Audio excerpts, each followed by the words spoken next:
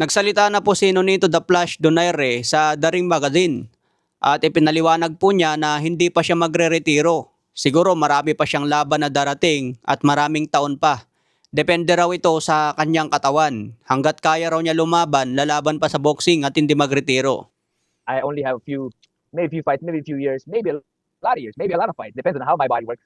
But I want to spend every moment that I can and focusing in boxing because I love this. This is what I love doing. I love being inside the ring. I love getting to the top and fight the best. So I want to continue to focus on whatever left I have. Ayan mga boss, sino sa tingin niyo ang maganda kalaban ni Nonito sa Bantamweight Division?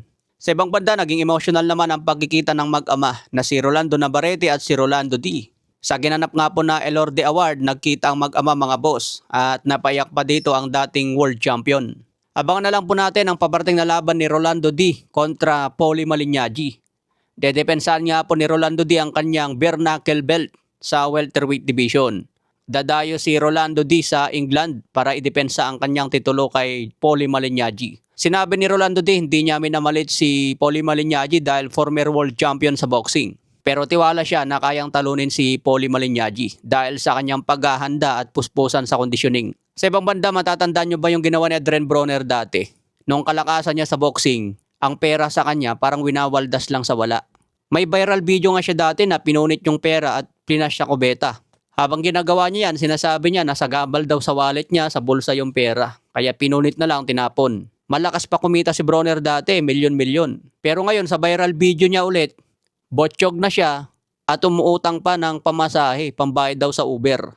Babayaran na lang daw niya kapag may pera na siya. May nag-comment nga doon na baka balang araw ganyan din si Floyd Mayweather. Dahil sa pagwaldas niya ng pera, baka balang araw makita na namamalimos na at umuutang na ng pera sa mga kaibigan. Sa tingin niyo mga boss, mangyayari kaya yan kay Floyd Mayweather? Para sa akin mukhang malabo kasi iba naman si Floyd. Kaya sabihin natin na nagkakautang si Floyd Mayweather. Tingin ko hindi siya papayag na matulad kay Broner. Pero di natin masabi sa future mga boss, lalo na kung hindi maingatan ni Floyd ang kanyang kayamanan. Si Manny Pacquiao maraming investment na si Pacman eh. Kumbaga kahit sa kapwa-apuan na hindi na maghihirap. Sa ibang banda naman, the monster na Oya Inoue, pinangako mga boss na mananalo siya ngayong May 2.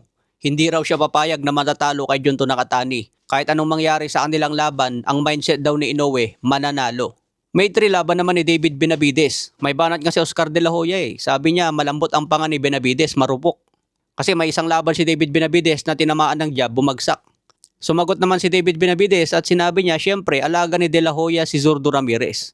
Kaya wala daw siya pakialam sa komento ni De La Hoya. Magkakalaman na lang daw sa mismong laban dahil base sa kanilang sparring noon, nasasaktan niya si Zurdo Ramirez. Malaking gloves pa raw ang gamit nila at may helmet. So iba na raw pagdating sa professional dahil mas maliit ang gloves at walang headgear. Kaya bakan po natin May 3 bakbakan.